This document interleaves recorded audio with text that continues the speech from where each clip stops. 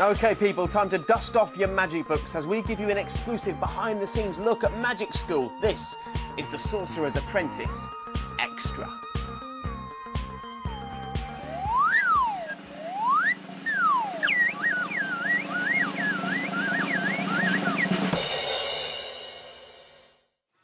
Magic can produce shock and amazement. And in today's show, we have plenty of both, as we encounter a levitation demonstration and we continue our search for the Sorcerer's Apprentice. On today's Sorcerer's Apprentice Extra, I meet a master of levitation. Can you levitate something right now? That is absolutely amazing. We get an exclusive invite to see the Sorcerer's dancing hanky. And one sorcery clashes with the Sorcerer. You're magicians and magicians lie.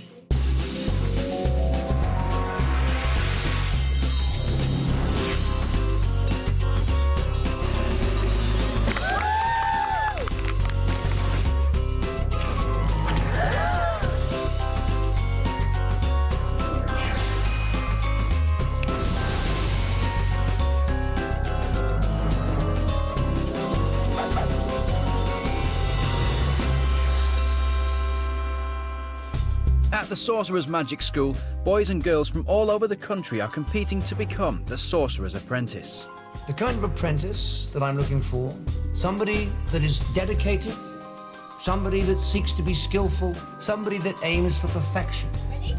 On Sorcerer's Apprentice Extra, we'll bring you the very latest news from Magic School. We can only give them a round of applause for that, brilliant. Hello, Mr. Sorcerer, sir. With exclusive interviews and unseen footage. Group hug! Yeah!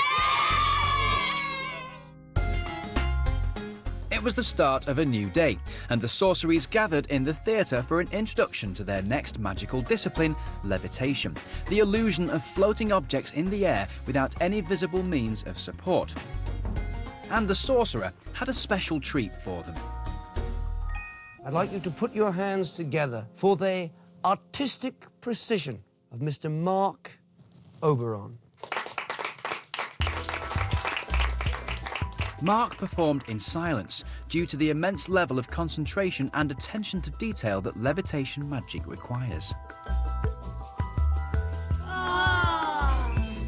Mark performed trick after trick that astounded the sorceries. And the highlight came when he magically raised his assistant into thin air.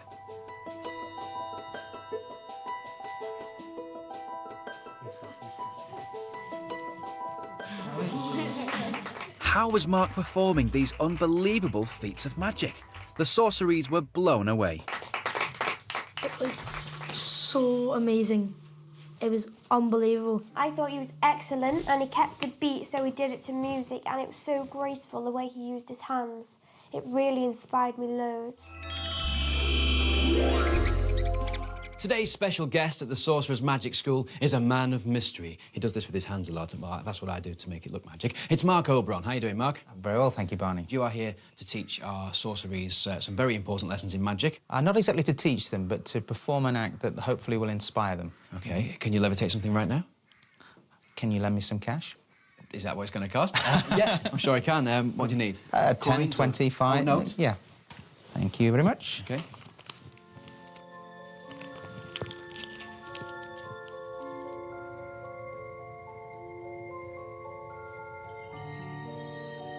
Oh, that's amazing. Is this a mind over matter trick, this? It's something like that. Oh, man.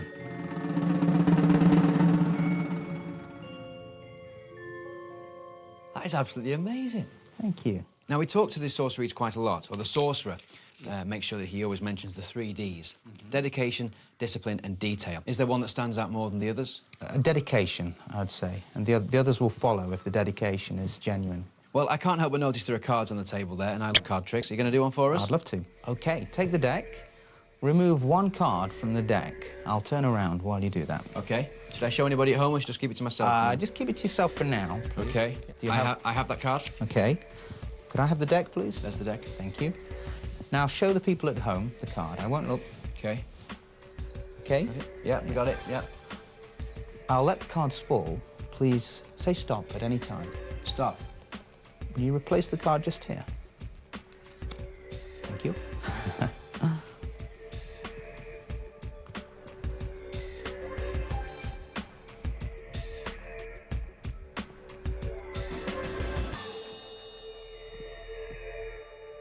That is amazing. Well, thank you. Everybody, Mark Oberon. That was amazing. Thank you very much. Pleasure.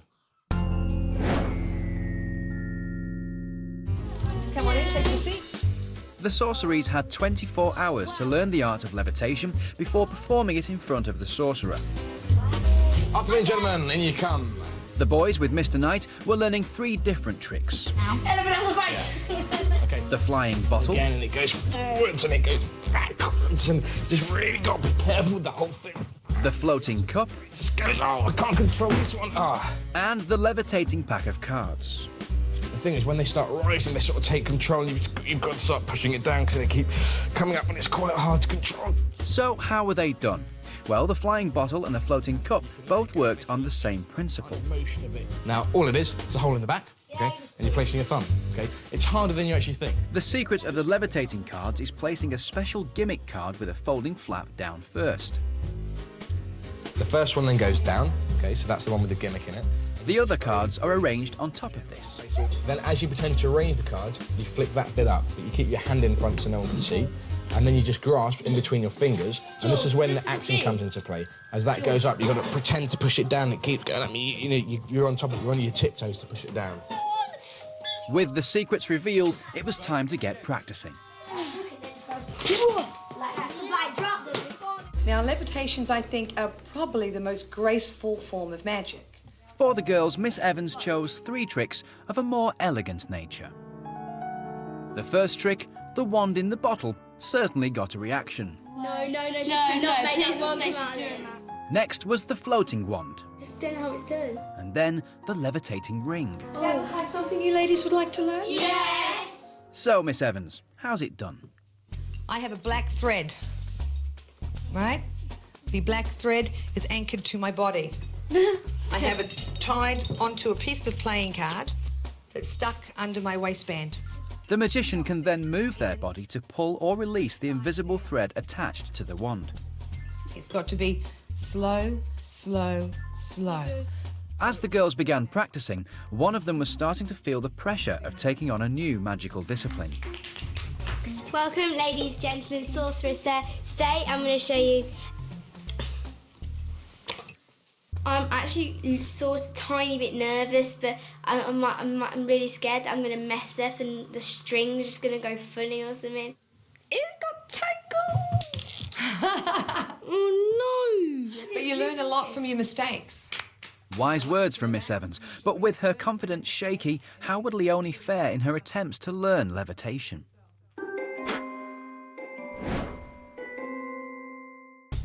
With the sorceries hard at practice, it's time for Sorcerer's Apprentice Extra to put the teachers to the test. Hello and welcome once again to the Teacher Challenge. Now, Mr. Knight and Miss Evans have been competing as well as our sorceries, except they're not competing to be the Sorcerer's Apprentice. They are competing for the Teacher Challenge Trophy, which is that one right there. Now, the scores so far are 4-3 to Miss Evans. Now, whenever you talk about each other when you're in these competing events, there's a lot of hot air about, I feel. Would you agree with that? I agree with that, yeah, absolutely. We're going to use hot air today because levitation is the theme, and that's how we achieve it, with the hot air.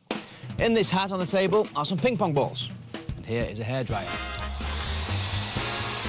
You have to transport the ping pong ball from one hat into the other one, levitation, like that. Oh, very good. That looks quite easy. You've got to get as many ping pong balls from that hat into that hat in a minute. Your time starts now.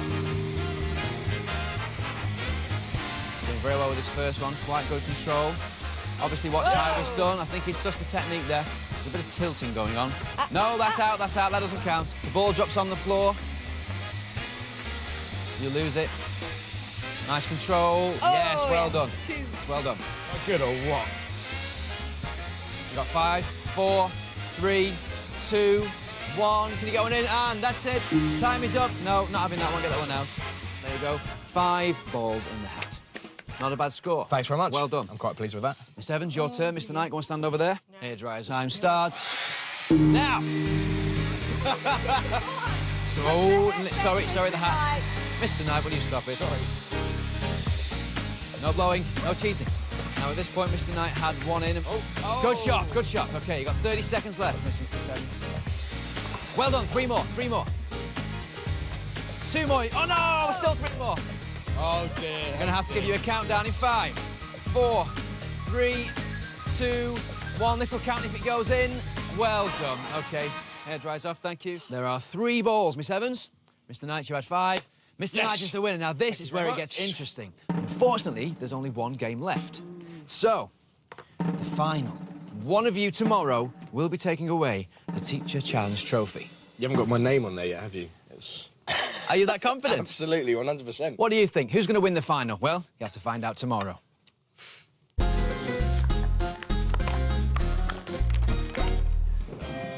All work and no play makes for dull trainees. So the Sorcerer decided it was time to show his hard-working pupils how much fun can be had with levitation. Ever seen anybody hypnotise a handkerchief? No. Sorcerer's Apprentice Extra got an exclusive invitation as the Sorcerer introduced his dancing handkerchief. Sorry. Sorry, hold on. Sit. Tell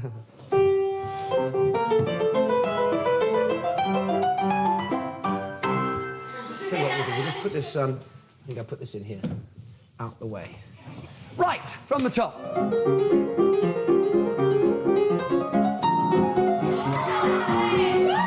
Sorry about this, hang on a second, I'm going to put this under here, it's just getting in the way here. I have to apologise about this. Will you stop it? I'm trying to play a piece of music.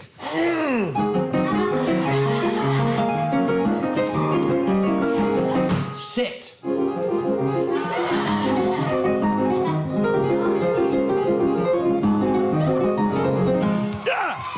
Take a bow. Take a bow. Think you can match that, Sorceries?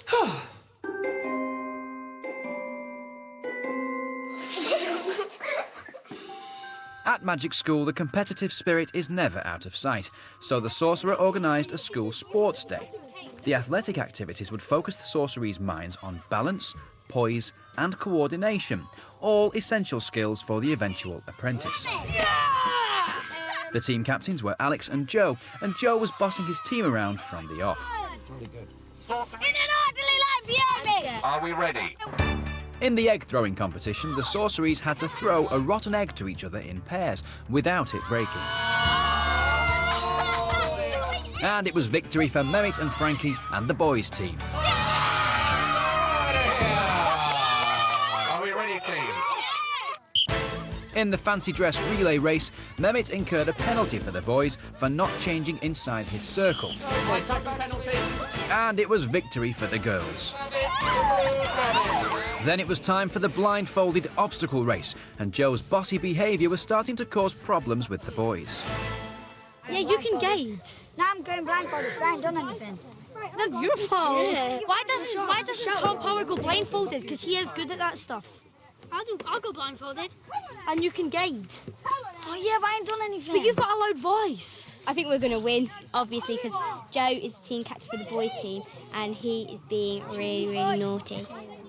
Alex took the blindfold for the girls, and Joe finally allowed Thomas to race for the boys. Are we ready? It's it. Would the boys claw it back? From the off, it looked like Thomas might not have been the best choice after all.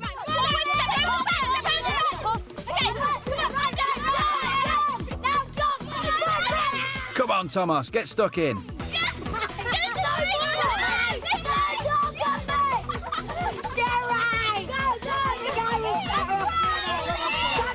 Alex stormed across the finishing line. The girls have it, the girls have it. While poor Thomas was still miles behind. Don't let your audience get the better of you. It was a whitewash, but Thomas finally rolled home. I think the girls' team have come together really well. We're just like the best. We know we are. I think today the biggest lesson was learning to laugh at themselves and still move on with the game. That's what we've been trying to get them to do with their magic. They were able to do it here. I hope that can also translate back to their performances. One boy who definitely wasn't laughing was Joe. He was still smarting over Thomas's botched attempts on the obstacle course. Yeah, because I tried to be fair. Yes, so don't blame me. It was your choice. Yeah, because you moaned at me. No one moaned at you. You was just about to go on and you changed your mind last minute and said, you could you were willing to not let Tom do anything so that you could win? Yeah. If it's going to make me lose things, then I may as well be hard on others and put me first instead of them. Did this mean no more Mr. Nice Guy? I spoke to Joe to find out. Now, talk to me. You were team captain today. What happened? What went wrong? I tried to be fair, and he threw it back in my face. So from now, others are going to be crushed. Really? And I'm going to go ahead. OK, Never, ever going to be a team player. Never, ever going to be fair in my life again. Really? Just from one sports day? So what happens in the dorms then when you go back, and what happens on stage? Does that mean, is that it now? You're no longer a team player? No longer, ever. So Joe had made his mind up, but how would the tough guy fare in the race to become the Sorcerer's Apprentice?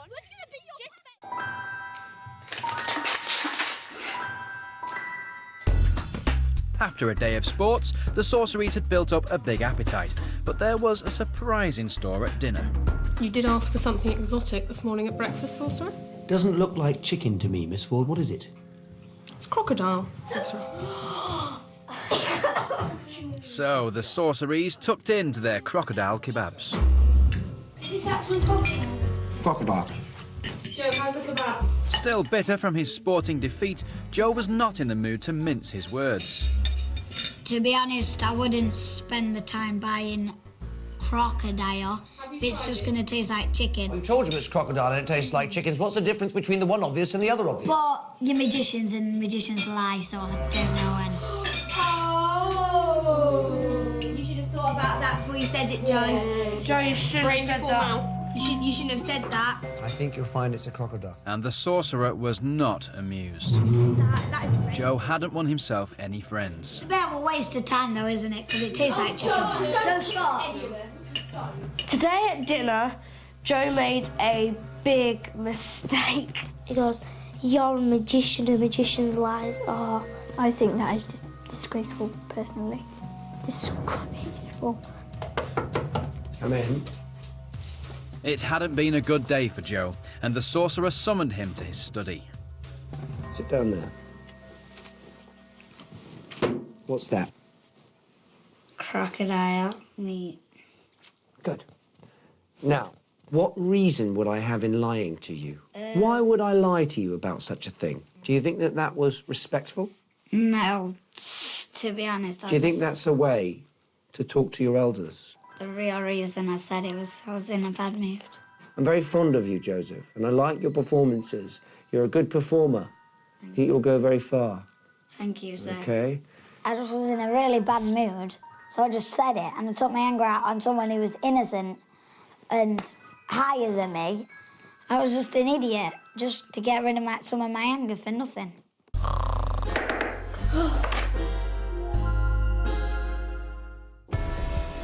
It was time for the Sorcerees to head to the theatre.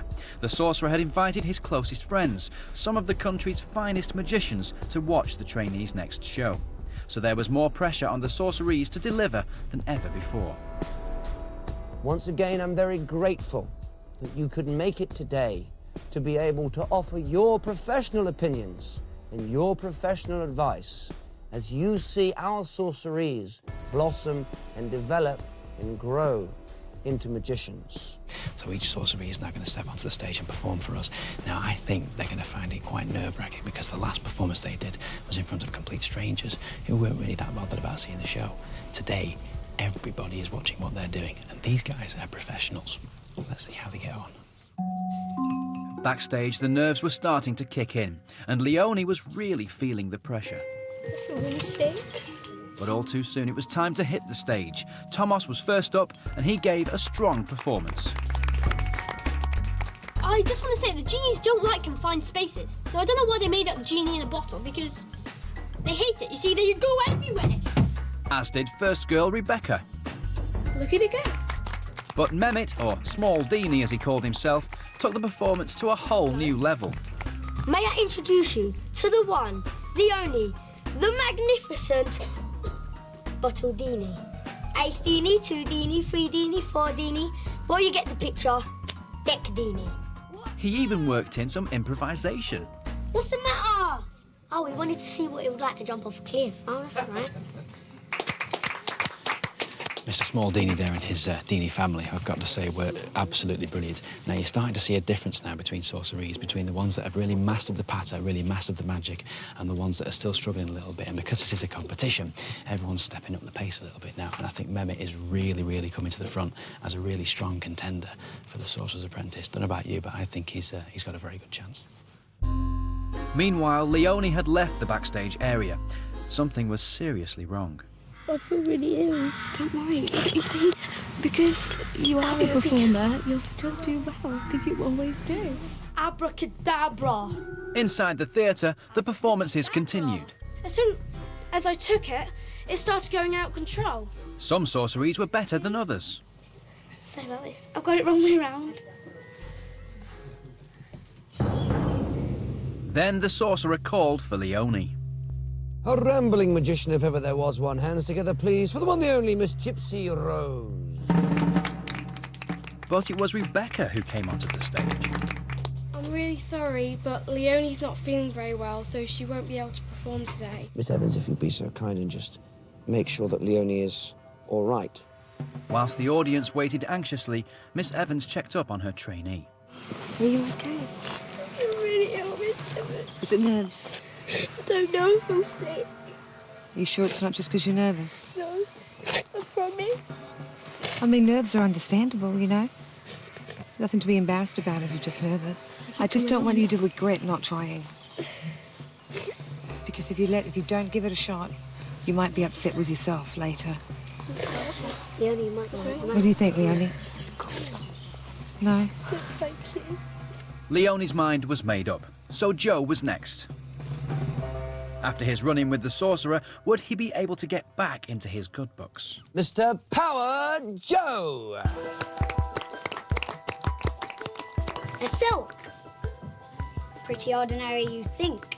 But now, if I place it into this plastic bottle, you will see it seems to fly and levitate around. Joe was back on form, and it didn't go unnoticed. I thought there was a real sense of understanding of the mime required and the mime involved in the levitating of that bottle. I think you were the best practitioner in terms of mechanics of that levitating bottle that I've actually seen today. Okay, thank you. Thank you, everyone. Good night. Always want to give a strong performance, is Joe Savage, and you saw at Sports Day how much of an individual he is. He was given the job of team captain and didn't really want to play along. He was more bothered about getting everything done the way he wants it to be done. And I think that's actually paying off on the stage. The guest magicians were impressed.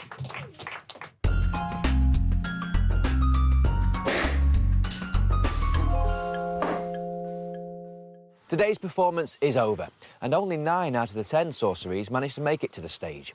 For Leonie, performing in front of professional magicians proved to be just too much. So the sorcerer decided to have a quiet word with Leonie about her no-show on stage. What happened today? I don't know. I just felt so nervous and so upset, and I felt really ill. I know that nerves have been an issue for you in the circus, haven't they? But I've never felt like that in the circus before. I've never felt as nervous as I do now. Performance isn't easy, Leonie. But you know what? Think of that tune. Do you know it? There's no business like show business, like no business I know. You get word before the show has started that your favourite uncle died at dawn, topping that your ma and pa have parted. You're broken-hearted. You carry on. Yeah. And that's the way that it works in show business. No matter what happens, unless it's something severe, like you're decapitated or something, you get on that stage and you give it your best shot. Do you promise? Promise. High five? Come on. Oh, you can do better than that. Stand up. Give me a high five. Oh, yes. Come on. With Leonie back in business, I went to speak to the sorceries about the show. Let's talk about the performances. OK, let's start with Ellie first. Ellie, how did you think it went? It went really bad. Why? I don't know. It's not as good as my other ones because it's the sort of thing that you couldn't really think of a main storyline to it because it's seriously just a chopstick going up and down. Yeah. I just seriously, my mind went blank and I couldn't think of anything. So where did the Dini family come from, Mehmet? They all got inspired by me. Because you had a great rapport with them, Yeah. especially old Deanie, the cook the old Deanie. one, he's been in the family for generations. Yeah, he's good. He's retiring tomorrow. How about you, Becca? I hated it. It was rubbish because I tried to be all mystical and quiet, but it didn't really work very well. So I think I'll go back to being energetic. You're okay though, aren't you? It's Oh not- yeah, I'm feeling fine. It was just an experiment that didn't really work. Well, Megan, tell me, how'd you feel today when? Mine went rubbish because it was starting to go right until I got the stick wrong way around and I couldn't move it up and down on there trying to figure out how to do it or mind went. Joe, how you doing? Not bad. Not bad. That doesn't sound like good though, does it? Go on, talk to me. I rushed into everything, literally. They were like beginning to clap, and then I already started my other tricks, and I was like, okay, what do I do now? Yeah, it's just a case of giving those pauses, isn't it? Those magical pauses. Out of all the disciplines that you've learned, which is the hardest? Levitation. Is that what you were going to say? Levitation? Transformation? Something tells me it's only going to get harder for our sorceries.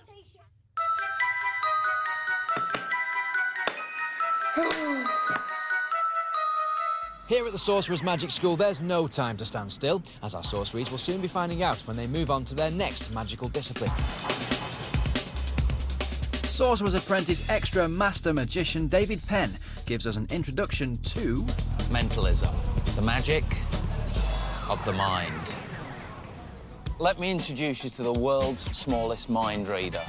In a second, well, he's going to read your mind. I'll show you him in a second, but first, touch one of these cards. He's the world's most. Just touch one. The six of diamonds. Now, I couldn't have known you were going to touch the 6 of diamonds, and the world's smallest mind reader couldn't have known either. We'll leave the 6 just there. This is the world's smallest mind reader. Can you see him there? Now, you touch the 6 of diamonds. Nobody told you to touch the 6 of diamonds, did they? You just touched that. Now, he's going to read your mind. Watch him. See, he's got a cannon, and he's got a pack of cards. But right now, he's reading your mind, because he didn't see the card. He's reading your mind. And what he does, he climbs into the cannon. He lights the fuse. And he gets blasted out. But he's reading your mind right now, and he caught hold of one card and one card only. And he turns it over, and that card is the 6 of diamonds. Whoa! That's scary. Whoa.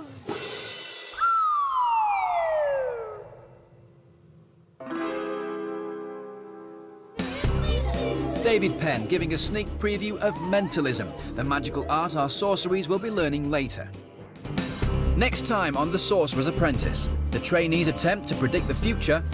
This takes immense concentration, quiet concentration. And there's a shock elimination. Within 24 hours, another 4 beds will be empty.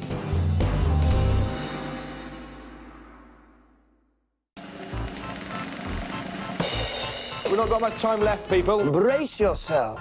There can only be one Sorcerer's Apprentice. Everyone wants to win. The final race is on to prove who's got the magic touch. I've had good stage presence, I've delivered well. Will the Sorcerer have more tricks up his sleeve? Oh, amazing. Fantastic. All will be revealed as the Sorceries face the final curtain. Thank you, everyone. Good night. The Sorcerer's Apprentice, weekdays at 5 on CBBC 1.